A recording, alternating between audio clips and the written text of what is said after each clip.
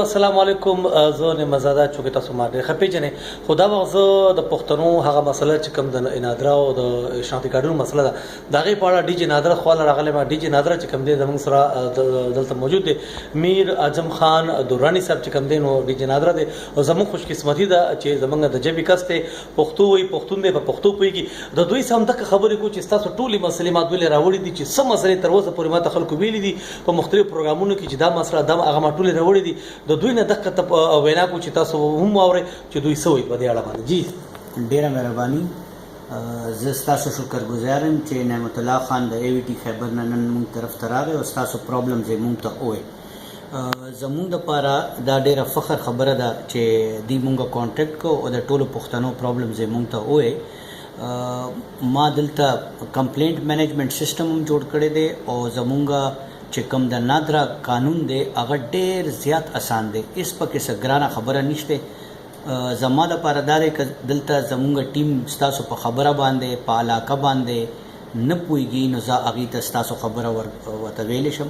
او بل چې کوم کارډونه بلاک دي یا د هغې کمیټۍ دي او مونږ چېرته لیږلي دي نو په هغې باندې مونږ کمیټي کینوله او ټول چې کوم پاکستانیان دي د هغې کارډونو مونږ بیا ډیټیل دغه کوو، کم سامان مونږ کم کاغذونه مونږ ته پکار دي هغه د دې نه هغه به مونږ په هغې به نوره اساني راولو.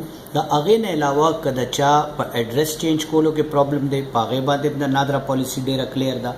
که هغه تاسو وایئ چې جی واده کړي دي او د هغه نکاحنامه پکار ده نو هغې هم څه داسې ضرورت نشته، سخر دی راشي، خواښې دی راشي، خاوند دی راشي او ښځه راشي، هغه راشي او هغې خپله ګوته ولګوي او په هغې باندې وشي. د هغې نه علاوه که داسې څه پرابلم وي چې په هغې کې د هغې سره کارډز دي نو په هغې باندې هم د منسټري آف انټیریر یو نوټیفیکیشن شوی دی او هغه څه 7 کاغذونه وایي او په هغې کې یو کاغذ هم پیش شي نو په هغې باندې اساني راځي. نو مونږ زه دلته زما یو میاشت وشوه، زما نوم میر اعظم خان دراني دی، زه ډي جي سند یم. زما دفتر کلو دی هر قسم کار دپاره، نه دلته د اپوینټمنټ ضرورت شته نه څه بله خبره چې هغه کار چې کوم ځای کې نشي کېدی نو هغه ما ته تاسو راشئ، خپل راکې درخواست راته راکئ، راته ټلیفون وکړئ، میسیج راته راولېږئ. زموږ خپل کمپلینټ سیسټم دی، د هغې یو یونیورسل نمبر دی، هغه ما یو خپل انټرویو کې دي ته ووی نو په هغې باندې تاسو مونږ ته رپورټ کولی شئ.